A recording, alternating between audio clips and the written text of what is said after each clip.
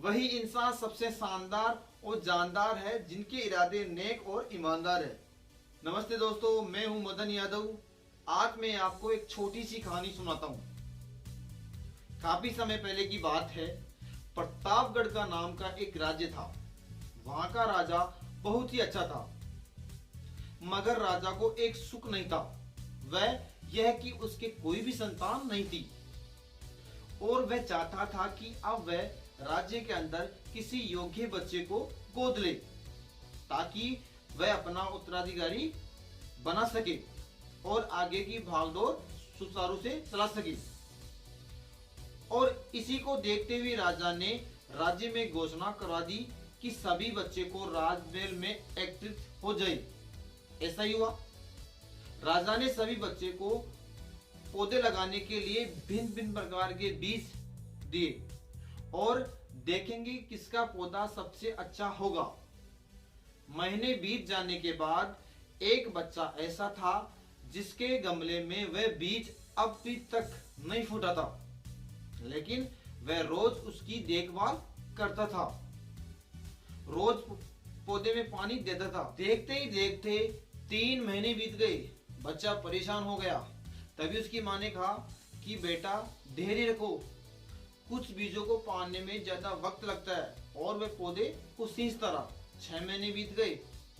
अब राजा के पास जाने का समय आ चुका था, लेकिन वह डरा हुआ था कि सभी बच्चों के गमलों में पौधे होंगे और उसका गमला खाली होगा। लेकिन वह बच्चा ईमानदार था और सारे बच्चे राजमहल में आ चुके थे।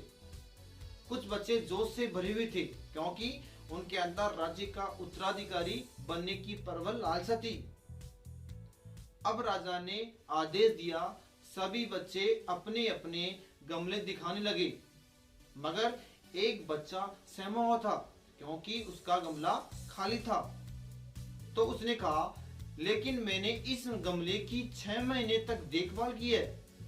राजा ने उसकी ईमानदारी से खुश था कि उसका गमला खाली है, फिर भी वह हिम्मत करके यहां तो आ गया। सभी बच्चों के गमले देखने के बाद राजा ने उसे बच्चे को सभी के सामने बुलाया और बच्चा सहम गया और राजा ने वह गमला सभी को दिखाया। सभी बच्चे जोर से हंसने लगे। राजा ने कहा, शांत हो जाइए, इतने खुश मत होइए। आप सभी जो पौधे लेके आए हो, जो सब बंजर है, आप चाहे कितनी भी मेहनत कर ले, उनसे कुछ भी नहीं निकलेगा। लेकिन असली जो पौधा है वो यह है। राजा उसकी ईमानदारी से बेहद खुश था और उस बच्चे को राज्य का उत्तराधिकारी बना दिया गया। लेकिन हमें इस कहानी से क्या सीखने को मिला? मेरे हिसाब से अपने अंदर ईमानदारी का होना बहुत जरूरी है। अगर हम खुद के साथ ईमानदार है तो जीवन के किसी न किसी पड़ाव में सफल हो ही जाएंगे, क्योंकि हमारी औकात हमें ही पता होती है। हम खुद को पागल बनाकर खुद को ही नुकसान करते हैं। अगर आपको ये मोटिवेशनल स्टोरी अच्छी लगी तो अपने दोस्तों को जरूर शेयर करें। आपका कीमती समय लेने के लिए शुक्रिया, धन्यवाद।